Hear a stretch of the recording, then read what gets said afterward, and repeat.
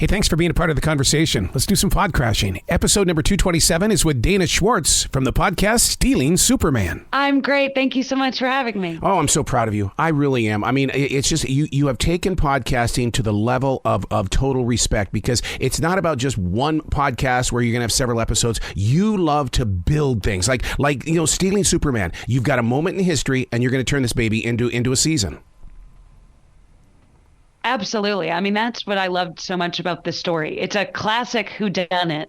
You have this story about one of the most valuable comic books that exist in the possession of eccentric actor Nicolas Cage, which is fascinating enough.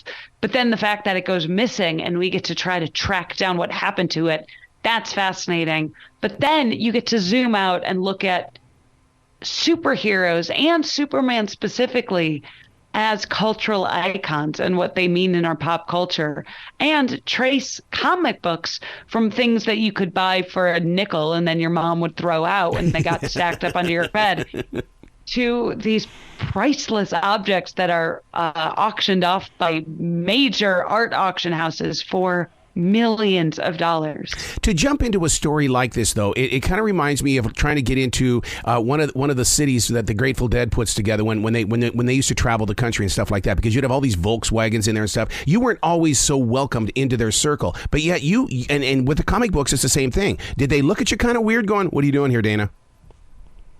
It's interesting. Most of the interviews and research in this podcast was done by the incredible writer Jake Rosen, but I was immediately drawn to the story. I've actually written several Marvel comic books, and I wrote for the television series She-Hulk. So I love the comics world, and it was fascinating to get to take a look at another side of it.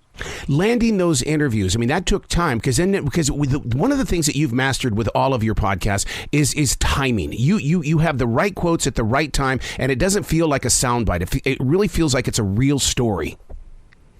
That's the dream. I think using interviews to tell a story is kind of the best way a podcast can do it. I want listeners to feel like they're there. I mean, podcasting is such an immediate medium, right? It's you're speaking into a mic and listeners hear it directly in their ears. It feels so immediate. It's almost like you're talking with a friend, and there's so much trust that comes with that. I want to do the story justice, and I want to keep the listeners engaged. What attracts me to this podcast is that I grew up listening to Radio Mystery Theater on late night radio in Billings, Montana. And so you build such a mystery in this, because was it the butler? Was it the security? I personally said at the very beginning it was Lisa Marie Presley that took the book. But anyway. Fascinating. But you have an edge to mystery about you. Thank you so much. I mean, I love a mystery. I think sort of the best part about a classic whodunit is setting up the characters, setting up the suspects, and then just trying to figure out what happened. I mean, I don't want to spoil this podcast, but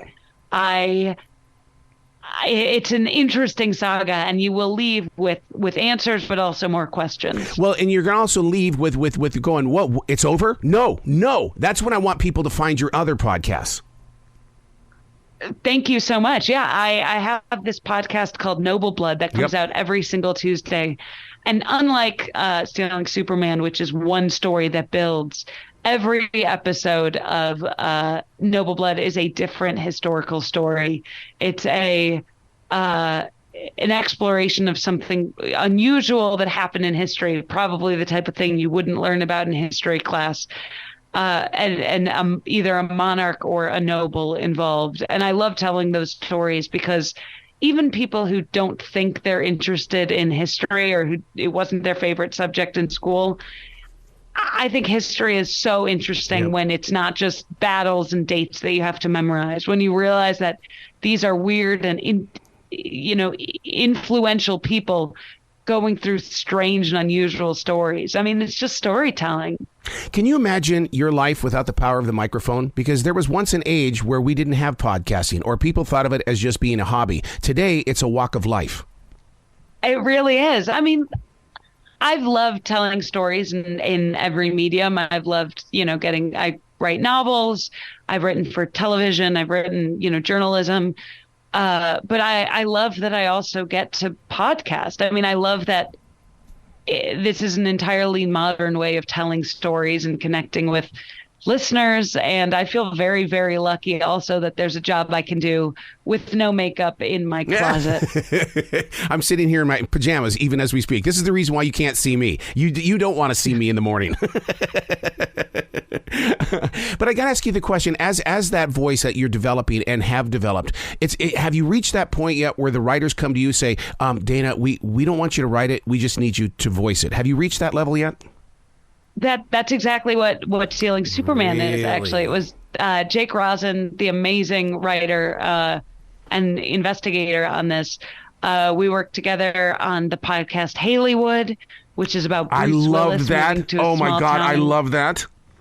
Oh, yeah. And so we worked together on this, but it was Jake's baby, really, from beginning to end, writing the story and tracking down the interviews. And I was just happy to be a part of it. Wow. Well, kudos to him as well as you, because this is every reason why I don't ever want to host another party in my house, because I am a collector of many things. And anytime I have a party here, I fear somebody is going into my rooms.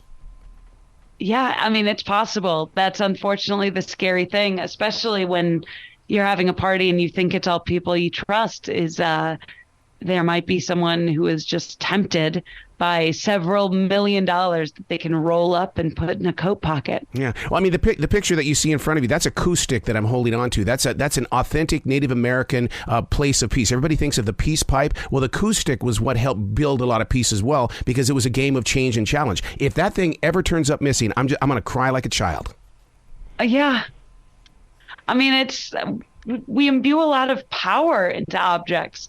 I think there's a reason that Superman has lasted the decades. Mm-hmm. And I think it's all the more ironic that someone would steal a symbol of truth, justice, and the American way. So are you going to start building, because you have a love for comics and stuff like that, maybe the continuation of Black Panther?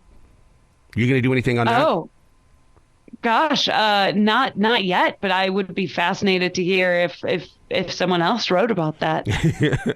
They know how to reach you. They can get out there and say, get Dana to do it. She knows what she's doing. Yeah. So now as this continues to build, Stealing Superman, listeners get the episodes one at a time. But the people that wait and want to binge watch it, we got to convince those people there's more to the story when you get time to digest it and wait for it. Oh, absolutely. I mean, the first few episodes are already available. So if you want to binge, there's already a little backlog. But I think with this type of story, it's absolutely fascinating when you can get the story doled out piece by piece and discover slowly what happened. That's it. Well, I'm still proud of you in the way that you are taking journalism to a newer level, because you have all the space in the world to build the greater story. Thank you so much. I've had so much fun. Please come back to the show anytime in the future. The door is always going to be open for you, Dana. Thank you so much. This was a pleasure. You be brilliant today. You too.